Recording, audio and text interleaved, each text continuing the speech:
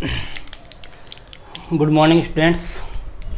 देखो, अपने political science की जो अपने ऑनलाइन क्लासेस चल रही थी उसमें पिछला जो वीडियो था वो अपने संयुक्त राष्ट्र संघ के विभिन्न अंगों से संबंधित था।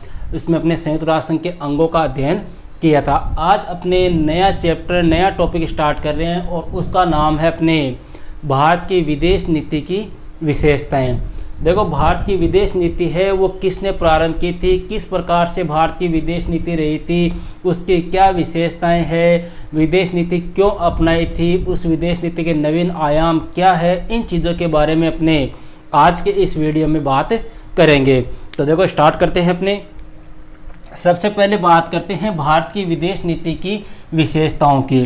देखो, भारत की विदेश नीति का मतलब हो गया कि अपने जो भारत देश है उन भारत ने आज़ादी के बाद में जो अपने पड़ोसी देश है, विश्व के जो अन्य देश है, उन देशों के साथ में किस प्रकार की नीति अपनाई, किस प्रकार की नीति का पालन किया, कैसा व्यवहार किया, वही अपने क्या कहलाती है, विदेश नीति। देखो, भारत की विदेश नीति के अगर जनक की अपने बात करें, भारत की विदेश नीति का जो जनक था वो था अपने भारत का पहला प्रधानमंत्री पंडित जवाहरलाल नेहरू।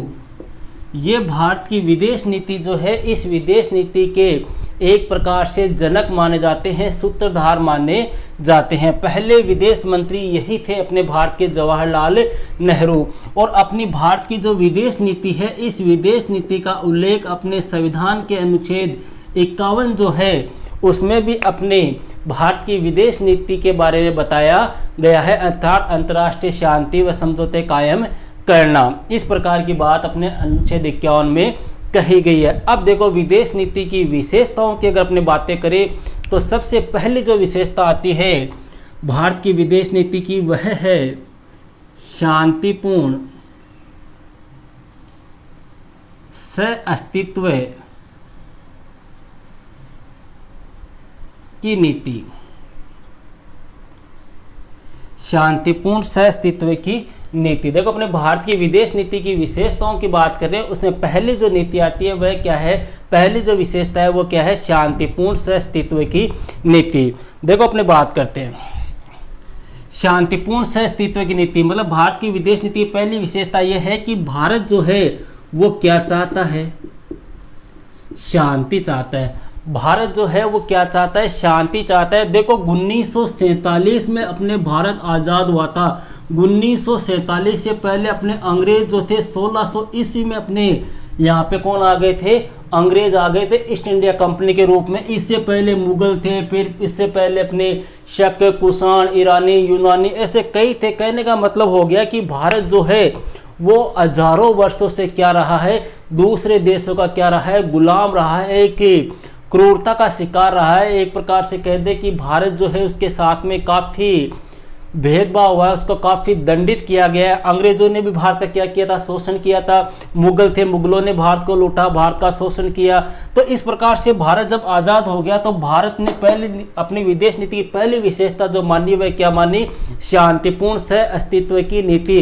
भारत ये चाहता है कि विश्व में क्या रहे, शांति रहे। भारत ने सबसे ज़्यादा विरोध किसका किया, युद्धों का सबसे ज़्यादा विरोध किया। क्यों? क्योंकि भारत जो है वो प्रत्यक्ष रूप से प्रथम विश्व युद्ध, द्वितीय विश्व युद्ध, इनमें भारत ने प्रत्यक्ष रूप से देख चुका है कि युद्धों से जन व धन की क्या होती है, अपार हानि होती है। जनता तहस नहस हो जाती है। युद्धों का भार जो है उस देश की जनता के ऊपर पड़ता है। देश की आर्थिक व्यवस्था जो है वो एक प्रकार से क्या हो जाती है, डाउन हो जाती है। इसलिए भारत जो है इसने अपनी विदेश नीति में पहला बिंदु यही रखा कि हमें विश्व के अन्य देशों के साथ में किस प्रकार की नीति अपनानी है, शांति की नीति अपनानी है। हमें युद्ध नहीं करना है, हमें आपस में सहयोग, प्रेम, भाईचारा, इस प्रकार की नीति का क्या करना है, पालन करना है। देखो, अपने भारतीय संस्कृति है, इस भारतीय संस्कृति का एक सिद्धांत है, जियो और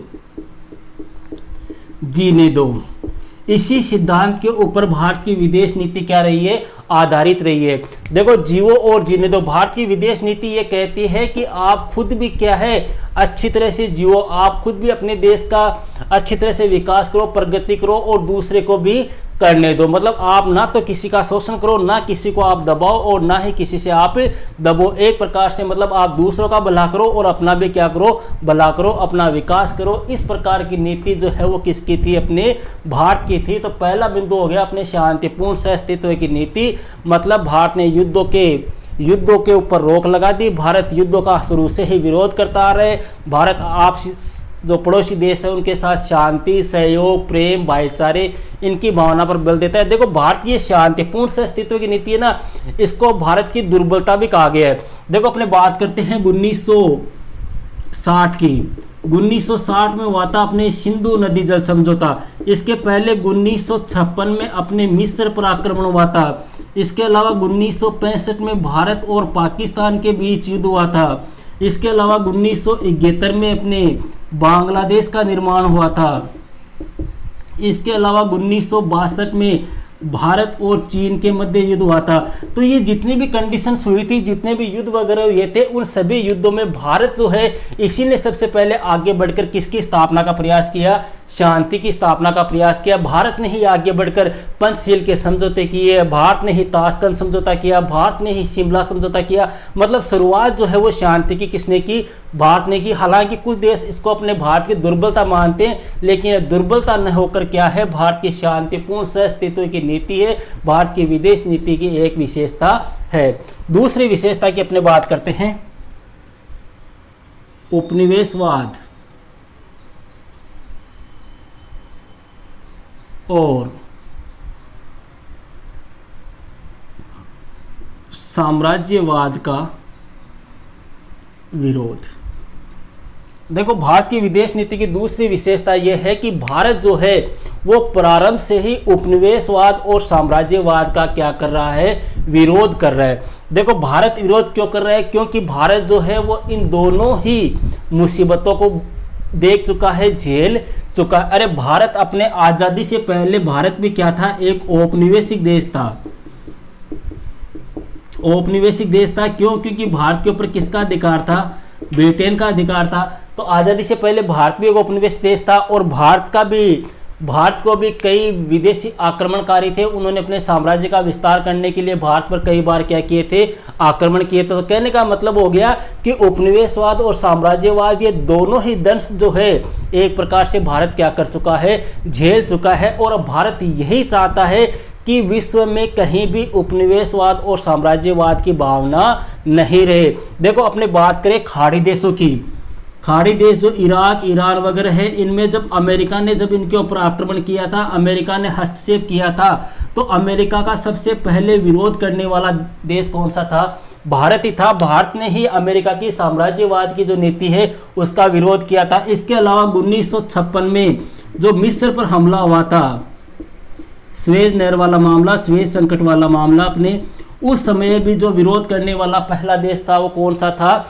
भारत ही था। तो भारत की विदेश नीति जो है वो क्या कहती है, उपनिवेशवाद और साम्राज्यवाद की नीति का क्या करती है, एक प्रकार से विरोध करती है, अर्थात इस प्रकार की नीति नहीं होनी चाहिए। तीसरी विशेषता की अपने बात करते हैं,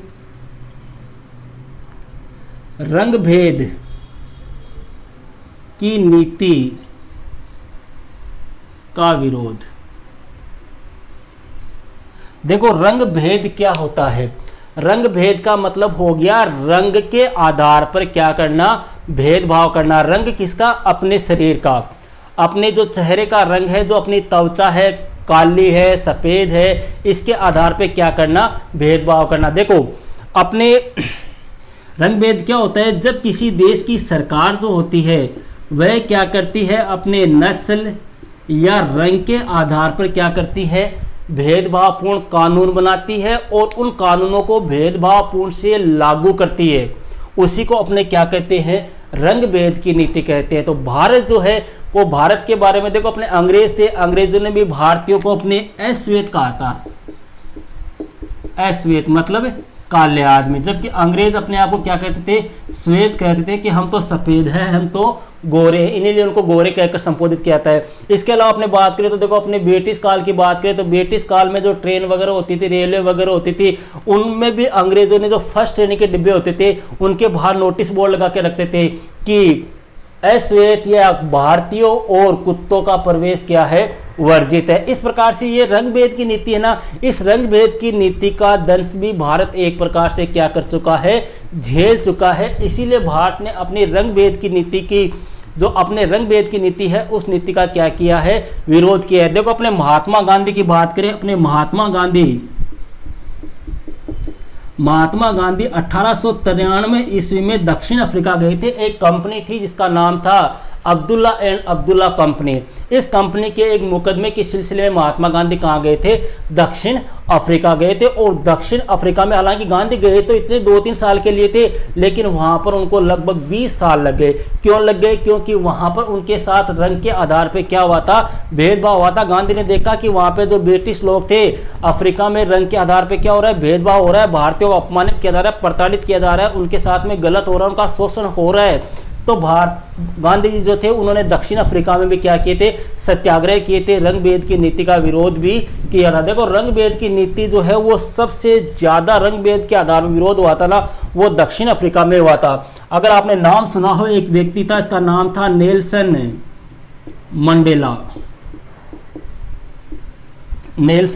मंडेला। देखो रंग भेद की नीति का विरोध करने वाला, सबसे ज्यादा विरोध करने वाला व्यक्ति यही था। देखो इसका जन्म अफ्रीका में हुआ था, ये अफ्रीका का था, 1918 ईस्वी में इसका जन्म हुआ था। और ये एक अफ्रीका के काफी अमीर घराने से संबंधित थे, अफ्रीका की एक बहुत बड़ी रिच फैमिली से संबंधित थे। लेकिन ये भी क्या थे, अश्वेत थे। चाहते तो ये अपनी जिंदगी आराम से गुजार सकते थे, इनके पास में पैसों की कोई कमी नहीं थी। लेकिन इन्होंने देखा कि अपने देश में जो है वो रंग भेद के आधार पर क्या हो रहा है, विरोध हो रहा है, रंग के आधार पर ही भेदभाव किया जा रहा है, रंग के आधार पर ही, नस्ल के आधार पर ही कानून बनाए जा रहे। तो उन्होंने अफ्रीका में रंग भेद की नीति का विरोध किया था। सबसे ज्यादा अफ्रीका में रंग भेद की नीति का विरोध करने वाला व्यक्ति कौन था, नेल्सन मंडेला ही था। और इसी व्यक्ति को रंग भेद की नीति के कारण लगभग कितने वर्ष की जेल हुई थी, 27 साल तक ये अफ्रीका की जेल में रहे थे। गांधी जी के बाद में रंग भेद की नीति का विरोध करने वाला सबसे बड़ा व्यक्ति नेल्सन मंडेला ही था। इसी कारण इसको इतिहास में अपने अफ्रीका का गांधी भी कहा जाता है। नेल्सन मंडेला जो है, इन्हें इतिहास में क्या कहते हैं, अफ्रीका गांधी कहते हैं। 1918 में इनका जन्म हुआ था, 27 साल तक ये जेल में रहे थे। और 1994 ईस्वी में ये दक्षिणी अफ्रीका के पहले अश्वेत राष्ट्रपति भी बने थे। दक्षिणी अफ्रीका का पहला अश्वेत राष्ट्रपति अगर कोई बना था तो वो कौन बना था, अपने नेल्सन मंडेला। अगर अमेरिका की बात कर ले तो अपने बराक ओबामा। और 1913 ईस्वी में इनकी क्या हो गई थी, मृत्यु हो गई थी। तो कहने का मतलब है कि भारत जो है वो शुरू से ही अपने रंग भेद की नीति का विरोध करता रहा है। और भारत की जो विदेश नीति है, उस विदेश नीति में भी भारत की जो प्रमुख विशेषता है वह क्या है, रंग भेद की नीति का क्या करना, विरोध करना। अगले विशेषता की बात करते हैं अपनी अंतर्राष्ट्रीय संस्थाओं में योगदान।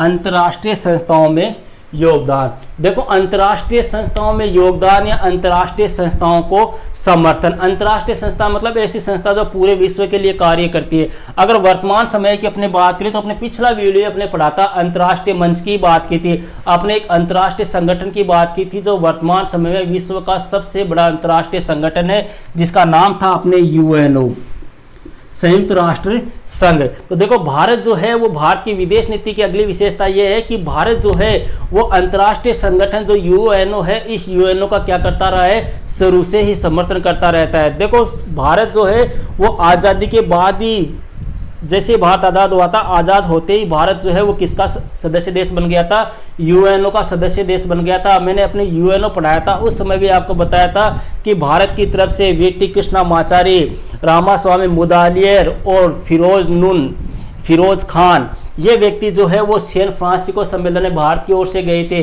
तो कहने का मतलब हो गया कि भारत जो है वो अंतर्राष्ट्रीय संगठनों का क्या करता है, समर्थन करता है। इसके अलावा अंतर्राष्ट्रीय संगठन में जैसे संयुक्त राष्ट्र संघ है, तो भारत इस संयुक्त राष्ट्र संघ की जो एजेंसियां है, जो इसकी संस्थाएं हैं, उनमें भी बढ़ चढ़ कर क्या कर रहा है, योगदान दे रहा है। यह भी भारत की एक क्या है, विदेश नीति की क्या है, विशेषता है। अगली बात करते हैं अगली विशेषता की, पंचशील समझौता। देखो अगली विशेषता है भारत की पंचशील समझौता। मतलब भारत की जो विदेश नीति है ना, वो किसके ऊपर आधारित है, पंचशील के समझौते पर आधारित है। अब ये पंचशील क्या है वो देखते हैं अपने।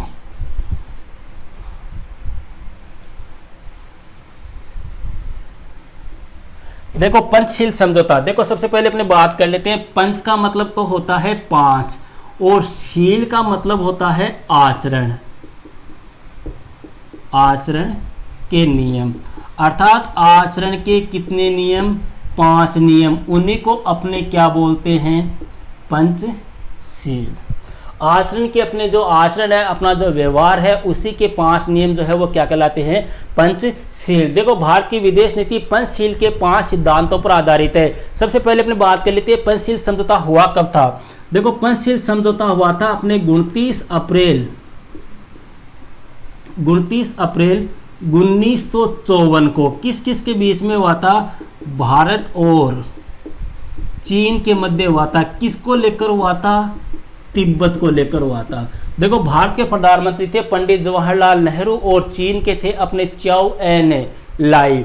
इनके मध्य 5 बिंदुओं को लेकर, 5 बातों को लेकर जो समझौता हुआ था, उसी को अपने पंचशील समझौता कहते हैं। ये 5 सिद्धांत थे, 5 बातें थी, वो कौन कौन सी है उनकी अपने बात करते हैं। देखो पहला सिद्धांत क्या था, आपसी एकता, अखंडता व प्रभुसत्ता का क्या करना, सम्मान करना। यह पहला सिद्धांत था। आपसी एकता मतलब आपस में क्या रखनी है, अपने को एकता बनाए रखनी है। जैसे मान लो भारत और चीन है, तो इन दोनों के मध्य पंचशील समझौता हुआ था। तो भारत ने चीन से कहा या चीन ने भारत से कहा कि हमें आपस में क्या रखनी है, एकता बनाए रखनी है। देखो उस समय एक नारा भी प्रसिद्ध हुआ था, हिंदी चीनी भाई भाई, इस प्रकार का नारा लगा था। तो भारत की पंचशील का समझौता है वो ये कहता है कि हमें आपसी एकता बनाए रखनी है, आपसी अखंडता बनाए रखनी है। मतलब अपना देश जो है वो अखंड रहना चाहिए, उसके हमें क्या नहीं करने हैं, टुकड़े नहीं होने देने हैं। प्लस एक दूसरे की प्रभुसत्ता, अपने की जो सर्वोच्च सत्ता है, उस सत्ता का क्या करना है, अपने को क्या करना है, सम्मान करना है। यह पहला सिद्धांत था। दूसरा सिद्धांत था अपने पंचशील का, वो था अनाक्रमण। अनाक्रमण, अनाक्रमण का मतलब हो गया कि एक दूसरे के ऊपर आक्रमण नहीं करना, वही क्या कहलाता है, अनाक्रमण। तीसरा सिद्धांत था अपने आंतरिक हस्तक्षेप का विरोध। आंतरिक हस्तक्षेप का विरोध का मतलब कि हमें जो है वो दूसरे देशों के आंतरिक मामलों में किसी प्रकार का कोई हस्तक्षेप नहीं करना है। दूसरे देशों के आंतरिक मामलों में हमें भाग नहीं लेना है। दूसरे देशों के आंतरिक मामलों में, उनके स्वयं के मामलों में हमें हिस्सा नहीं लेना है। चौथी विशेषता थी अपने पंचशील के सिद्धांत की, वह थी शांतिपूर्ण सहअस्तित्व। शांतिपूर्ण सहअस्तित्व का मतलब अभी आपको बताया था कि हमें आपस में शांति, सहयोग, भाईचारा, प्रेम, ऐसी भावना का हमें क्या करना है, विकास करना है। हमें आपसी मनमुटाव, युद्ध वगैरह इस प्रकार की कंडीशन आपस में पैदा नहीं होने देनी है। और पांचवी जो सिद्धांत था वो था समानता। समानता का मतलब हमें एक दूसरे का क्या करना है, सम्मान करना है। एक दूसरे देशों की एकता, अखंडता का बनाए रखना है, उनका सम्मान करना है। दूसरे देशों की नागरिकता का सम्मान करना है, वहाँ के लोगों की, वहाँ की सर्वोच्च सत्ता की, वहाँ की प्रभुसत्ता जो है उसका क्या करना है, सम्मान करना है। हमें भेदभाव नहीं करना है, किसी दूसरे देश को अपने नीचे नहीं दिखाना है, उसका शोषण नहीं करना है। इस प्रकार के ये 5 सिद्धांत जो है वो क्या कहलाते हैं, पंचशील के सिद्धांत कहलाते हैं, जो 1954 में भारत और चीन के मध्य हुए थे। किस मामले को लेकर हुए थे, तिब्बत को लेकर हुए थे। देखो उस समय हो गए थे अपनी ये मान ले, लेकिन वर्तमान कंडीशन की अगर बात करें तो मेरे ख्याल से वर्तमान समय में इन सिद्धांतों का कोई महत्व नहीं रहा है, क्योंकि वर्तमान में अगर अब की अपने बात करें, जैसे अपने सितंबर 2020 चल रहा है, तो सितंबर 2020 में अब भी वर्तमान समय में जो चीन है, वो चीन जो है वो क्या कर रहा है, भारत की एकता, अखंडता, प्रभुसत्ता का क्या कर रहा है, विरोध कर रहा है। भारत के ऊपर क्या कर रहा है, आक्रमण की नीति अपना रहा है। भारत के आंतरिक मामलों में क्या कर रहा है, हस्तक्षेप की कर रहा है, और शांतिपूर्ण सहअस्तित्व की जो नीति थी उसका भी क्या हुआ है, पालन नहीं कर रहा है। अभी देखो वर्तमान समय में अपने न्यूज़पेपर वगैरह पढ़ते होंगे कि वर्तमान समय में भारत और चाइना का जो बॉर्डर है उसके ऊपर एक प्रकार से विकट परिस्थिति बनी हुई है, एक संकट का माहौल बना हुआ है, कभी भी आपस में युद्ध हो सकता है। इस प्रकार की एक भयानक कंडीशन वहां पर एक बनी हुई है। कई बार अपने पेपरों में देखते हैं कभी चीन के 5 सैनिक मारे गए, कभी भारत के 10 सैनिक मारे गए। इस प्रकार की कंडीशन जो है वो वर्तमान में बनी हुई है। कहने का मतलब है कि भारत जो है वो भारत तो पंचशील के समझौते का पालन कर रहा है, लेकिन चीन जो है उन पंचशील के समझौते का क्या कर रहा है, उल्लंघन कर रहा है। तो भारत की विदेश नीति की जो अगली विशेषता थी वो थी पंचशील समझौते के सिद्धांतों का पालन। इसके बाद में भारत की विदेश नीति की अगली विशेषता आती है, वह है गुटनिरपेक्षता की नीति। गुटनिरपेक्षता की नीति, देखो गुटनिरपेक्षता की नीति क्या है, इसको थोड़ा सा अपने समझ लेते हैं। थोड़ा सा बेसिक से स्टार्ट करते हैं इसको कि गुटनिरपेक्षता है क्या। देखो गुट प्लस निरपेक्ष अर्थात गुटों से क्या रहना, दूर रहना। देखो गुटनिरपेक्षता किसे कहते हैं अपने, देखो कोई भी संगठन मान लो, अगर उस संगठन का आधार क्या है, सैनिक है। अगर कोई भी गुट है और उस गुट का निर्माण किस आधार पर हो रहा है, सैनिकों के आधार पर हो रहा है, तो ऐसे गुट का क्या करना, विरोध करना या ऐसे गुट में शामिल नहीं होना, वही नीति क्या कहलाती है, गुटनिरपेक्षता की नीति कहलाती है। देखो अपने बात करते हैं द्वितीय विश्व युद्ध के बाद से। द्वितीय विश्व युद्ध अपने 1939 से 1945 तक चला था।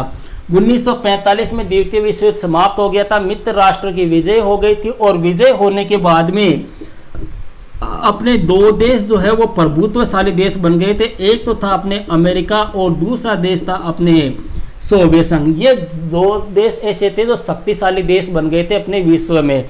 तो इन दोनों देशों के मध्य देखो आपस में टकराव पैदा हो गया, इनमें एक प्रकार से वाक युद्ध प्रारंभ हो गया, इनमें एक प्रकार से प्रतिस्पर्धा प्रारंभ हो गई, और उसी युद्ध को अपने क्या नाम दिया गया, शीत युद्ध नाम दिया गया। मतलब द्वितीय विश्व युद्ध के बाद में अमेरिका और सोवियत संघ के मध्य जो युद्ध हुआ था वो क्या था, शीत युद्ध था। देखो इसमें आपस में हथियारों से लड़ाई नहीं हुई थी, इसमें पत्र पत्रिकाओं के माध्यम से, समाचार पत्रों के माध्यम से वाक युद्ध था एक प्रकार से, मतलब बोलने के माध्यम से। जैसे अपने कई बार देखते हैं ना मोहल्ले में या कहीं पर लड़ाई हो जाती है तो लाठियां वगैरह तलवारें वगैरह नहीं चलती, लेकिन आपस में वो उसको 2 गाली दे रहा है, वो 4 दे रहा है, औरतें आपस में झगड़ रही है, तो वो युद्ध होता है, वो वाक युद्ध होता है, मतलब बोलनी से, वाणी से।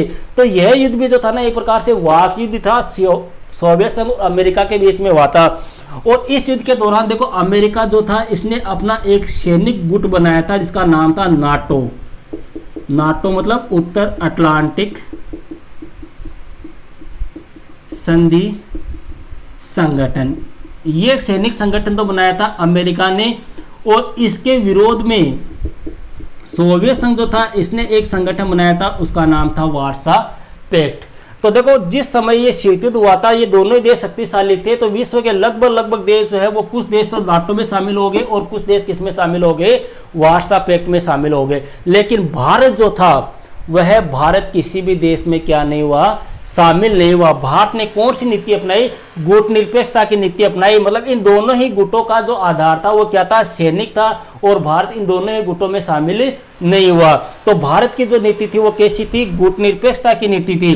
देखो ये गुटनिरपेक्षता की नीति है, ये तटस्थता से अलग होती है। कई बार पूछ लेते हैं तटस्थता और गुटनिरपेक्षता में क्या अंतर है। देखो गुटनिरपेक्षता में तो क्या होता है, दोनों गुट है ना इन गुटों में शामिल मत हो आप, दोनों देशों में से किसी भी देश का पक्ष मत लो, लेकिन इनके मध्य आपस में क्या शांति स्थापना करने के प्रयास करना, इनमें आपस में भाईचारा कायम करने के प्रयास करना, इनमें आपस में सहयोग की या युद्ध को रोकने के प्रयास करना, ऐसी नीति अपनाई थी भारत ने। वो थी भारतीय गुटनिरपेक्षता की नीति। मतलब शामिल किसी भी गुट में नहीं हुआ था, लेकिन इनके मध्य जो मनमुटाव चल रहा था उसको समाप्त करने का भारत ने क्या किया था, प्रयास किया था। जबकि तटस्थता की नीति क्या होती है, दोनों के मध्य युद्ध हो रहा है, खड़े खड़े देख रहे हैं, बस ना तो इसकी तरफ बोल रहे ना इसकी तरफ बोल रहे, ये नीति क्या कहलाती है, तटस्थता। अरे जैसे मान लो दो व्यक्ति लड़ रहे हैं, एक दो, ये आपस में लड़ रहे हैं, अपने यहाँ खड़े खड़े देख रहे हैं कि ये लड़ रहे हैं, लड़ने दो, अपने को कोई मतलब नहीं है, आप वहां पे तटस्थ हो, ये नीति क्या कहलाई, तटस्थता। आप ना तो इसका पक्ष ले रहे हो ना ही इसका पक्ष ले रहे हो, आप दोनों के बीच में युद्ध को क्या कर रहे हो, समाप्त कर रहे हो, इनमें आपस में शांति स्थापित कर रहे हो, भाईचारा कायम करा रहे हो, इनकी लड़ाई को झगड़े को समाप्त कर रहे हो। यह नीति क्या कहलाती है, गुटनिरपेक्षता की नीति कहलाती है। अब देखो भारत की जो विदेश नीति है वो किस पे आधारित रही है, गुटनिरपेक्षता पर आधारित रही है। मतलब भारत ने किसी भी देश का साथ नहीं दिया था, आपस में इनके मध्य शांति समझौता कायम करने का प्रयास किया था। अब देखो इसमें गुटनिरपेक्षता के ऊपर कई बार क्वेश्चन पूछ लेते हैं कि गुटनिरपेक्षता की नीति के जनक कौन थे, क्या थे, तो वो अपने थोड़ी सी बातें कर लेते हैं। देखो अपने गुटनिरपेक्षता की जनक की बात करें तो जनक अपने 3 देशों को मानता है, एक तो भारत को, एक मिस्र को और एक यूगोस्लाविया। ये 3 देश जो है ये गुटनिरपेक्षता की नीति के क्या माने जाते हैं, जनक माने जाते हैं। भारत की तरफ से गुटनिरपेक्षता की नीति को अपनाया था पंडित जवाहरलाल नेहरू ने, मिस्र की तरफ से अपनाया था नासिर ने, और यूगोस्लाविया की तरफ से अपनाया था किसने, टिटो ने। ये 3 व्यक्ति ऐसे थे जिन्होंने गुटनिरपेक्षता की नीति का जनक या सूत्रपात किया था। और इस गुटनिरपेक्षता की नीति का जो प्रारंभ है वो कब से हुआ था, 1955 से हुआ था। 1955 में एक सम्मेलन हुआ था जिसका नाम था बांडुंग सम्मेलन। इस सम्मेलन से गुटनिरपेक्षता की नींव पड़ी थी। क्वेश्चन आ जाए कि प्रथम गुटनिरपेक्ष शिखर सम्मेलन कब हुआ। देखो अब तक कितने गुटनिरपेक्ष शिखर सम्मेलन हो चुके हैं, 17 गुटनिरपेक्ष शिखर सम्मेलन हो चुके हैं। और गुटनिरपेक्षता की नींव कौन से सम्मेलन से पड़ी, 1955 में हुए बांडुंग सम्मेलन से। अब देखो अपने बात करते हैं कि वर्तमान समय तक कितने गुटनिरपेक्ष आंदोलन हो चुके हैं, सम्मेलन हो चुके हैं। तो पहला गुटनिरपेक्ष शिखर सम्मेलन हुआ था, वो हुआ था 1961 में। कहां पर हुआ था, अपने बेलग्रेड में हुआ था। और इसमें 25 देशों ने क्या लिया था, भाग लिया था। इसके बाद में दूसरा सम्मेलन जो हुआ था वो हुआ था 1964 में, मिस्र की राजधानी है जिसका नाम था अपने काहिरा। इसके अलावा देखो एक सम्मेलन भारत में भी हो चुका है। भारत जो है वो भी गुटनिरपेक्ष आंदोलन की मेजबानी कर चुका है। एक बार वो कब की थी, 1983 में 7वां सम्मेलन था। और कहां पर हुआ था, ये अपने दिल्ली में हुआ था। और 17वां सम्मेलन जो है वो हुआ था अपने सितंबर 2016 में। और कहां पर हुआ था, वेनेजुएला में हुआ था। सितंबर 2016 में कौन सा सम्मेलन, 17वां सम्मेलन। तो इस प्रकार से गुटनिरपेक्ष आंदोलन के अब तक कितने शिखर सम्मेलन हो चुके हैं, 17 शिखर सम्मेलन हो चुके हैं। और इसके सदस्यों की संख्या वर्तमान में कितनी है, 120 सदस्य है। तो कहने का मतलब हो गया कि भारत की जो विदेश नीति है वो कौन से सिद्धांत पर आधारित है, गुटनिरपेक्षता की नीति पर आधारित है। ये हो गई अपने भारत की भारत की विदेश नीति की प्रमुख विशेषताएं। अब देखो आगे अपने बात करते हैं कि भारत जो है, इस भारत ने गुटनिरपेक्षता की नीति क्यों अपनाई थी। अगला अपने पॉइंट आता है कि भारत ने गुटनिरपेक्षता की नीति जो है वो क्यों अपनाई, ऐसे क्या कारण थे जिनकी वजह से भारत ने गुटनिरपेक्षता की नीति अपनाई। तो देखो पहला बिंदु तो अपने लिख सकते हैं कि भारत जो है किसी भी गुट में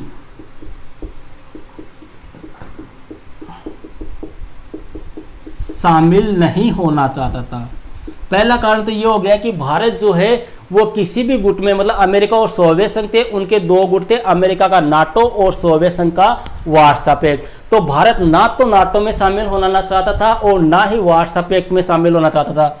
अरे एक तो था अपने अमेरिका और दूसरा था अपने सोवियत संघ।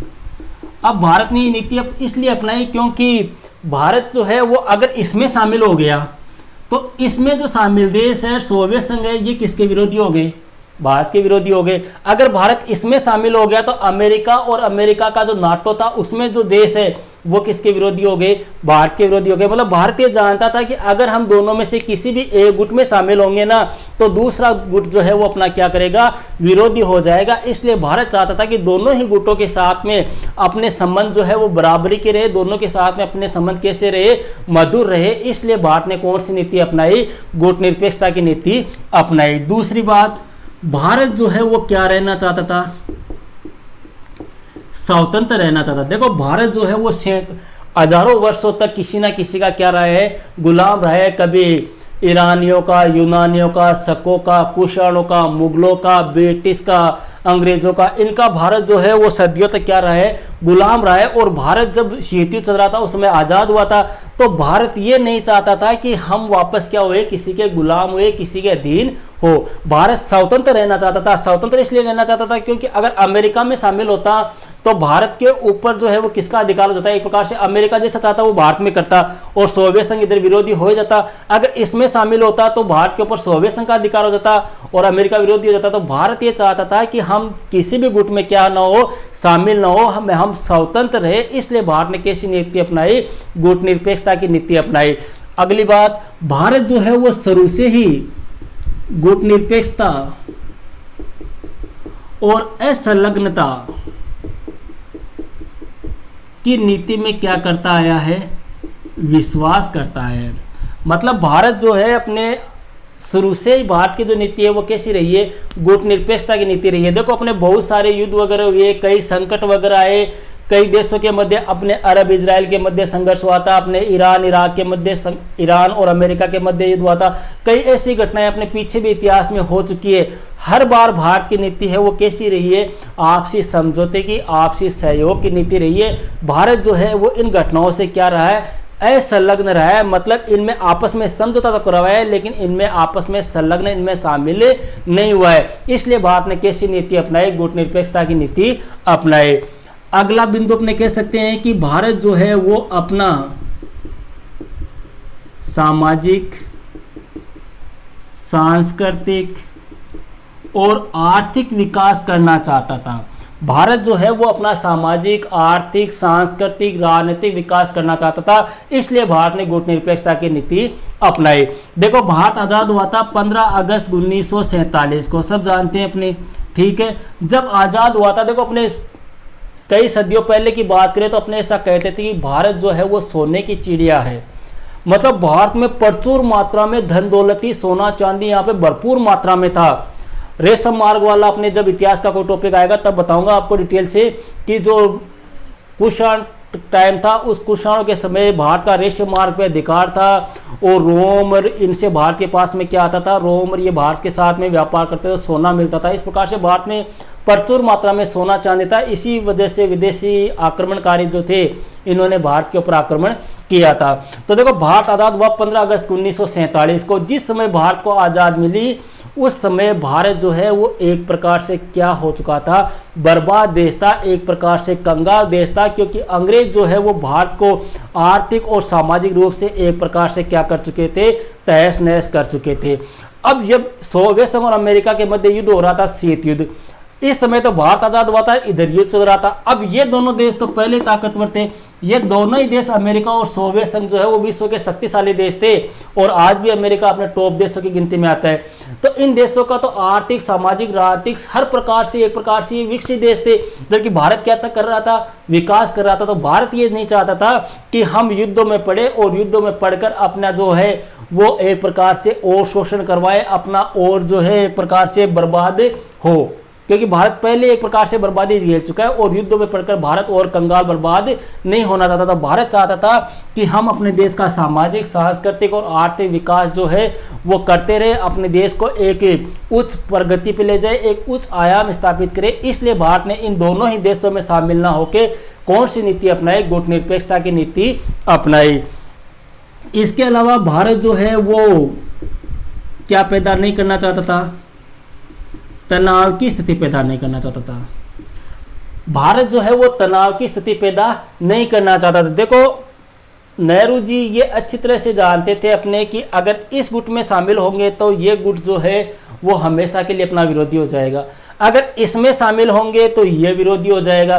तो भारत ये नहीं चाहता था कि हम किसी भी गुट में क्या हो शामिल हो, अगर हम किसी भी गुट में शामिल हो गए तो हमारे देश में एक प्रकार से तनावपूर्ण स्थिति कायम हो जाएगी।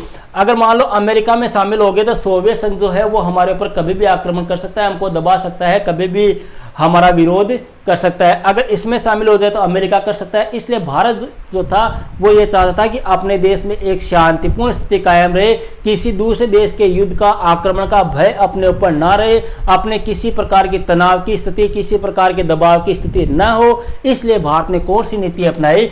गुट निरपेक्षता की नीति अपनाई। अब बात करते हैं अपने अलग दूसरे टॉपिक की। अब जो भारत की विदेश नीति है वर्तमान समय में, उस विदेश नीति के नवीन आयाम क्या है? मतलब भारत की नवीन विदेश नीति जो है या भारत की वर्तमान समय में जो विदेश नीति है उसके नवीन आयाम क्या है या उसकी प्रमुख खास खास बातें क्या है? तो पहला आयाम तो आता है अपने निरंतरता। देखो भारत की विदेश नीति जो है वो 1947 से लेकर 2020 तक लगातार चल रही है। इसी को क्या कहते हैं? अपने निरंतरता। देखो वर्तमान समय तक भारत की विदेश नीति कंटिन्यू चल रही है और पहले के मुकाबले अब ज्यादा अच्छी चल रही है। वर्तमान समय में अपने प्रधानमंत्री नरेंद्र मोदी के नेतृत्व में अपनी विदेश नीति जो है वो पूरे विश्व में फैल चुकी है। पूरे विश्व में अपने भारत के गुणगान हो रहे हैं, जगह जगह भारत को सम्मानित किया जा रहा है, बड़ी बड़ी संस्थाओं में भारत को सम्मान दिया जा रहा है। तो कहने का मतलब है कि भारत की विदेश नीति जो है वो एक प्रकार से क्या है? कंटिन्यू चल रही है। उसमें चाहे कोई सी भी सरकार हो, चाहे बीजेपी हो या कांग्रेस हो, कोई सी भी सरकार आए, किसी प्रकार के संगठन बने, कोई सी पार्टी की सरकार बने, कोई नेता रहे, कोई प्रधानमंत्री रहे, भारत की विदेश नीति में किसी प्रकार का कोई परिवर्तन नहीं आ रहा है। यह अनवरत रूप से निरंतर क्या है? चली आ रही है। दूसरा आयाम या दूसरी विशेषता आता है कि भारत की विदेश नीति जो है वो वसुधैव कुटुंबकम के ऊपर आधारित है। जो भारत की नवीन विदेश नीति है, नवीन विदेश नीति जो है वो किसके ऊपर आधारित है? वसुधैव कुटुंबकम के सिद्धांत पर आधारित है। मतलब कि ये संपूर्ण पृथ्वी जो है वो अपना क्या है? एक कुटुंब है, अपना एक परिवार है, हमें आपस में मिलजुल कर रहना चाहिए। देखो अपने नरेंद्र मोदी की बात करें, वर्तमान में प्रधानमंत्री है, अपने विदेश मंत्री के तौर पर या भारत के जो प्रधानमंत्री नरेंद्र मोदी है, इन्होंने अब तक जितने विदेशी दौरे किए ना, इतने विदेशी दौरे आज तक किसी भी प्रधानमंत्री ने नहीं किए। इसका प्रमुख उद्देश्य क्या है? इसका प्रमुख उद्देश्य यही है कि भारत ये चाहता है कि अपने आसपास के जितने पड़ोसी देश वगैरह हैं उन सभी देशों के साथ में अपनी नीति जो है वो कैसी रहे? सहयोगात्मक पूर्ण रहे, वसुधैव कुटुंबकम की रहे, आपस में हम सब लोग जो है वो मिलजुल कर रहे, कि कभी कोई संकट आने पर कभी एक दूसरे की अपने क्या करे? सहायता करे। अगली बात आती है जीरो टॉलरेंस की नीति का पालन। देखो वर्तमान समय में भारत की विदेश नीति जो है वो किस सिद्धांत पर आधारित है? Zero tolerance. ये जीरो टॉलरेंस क्या है?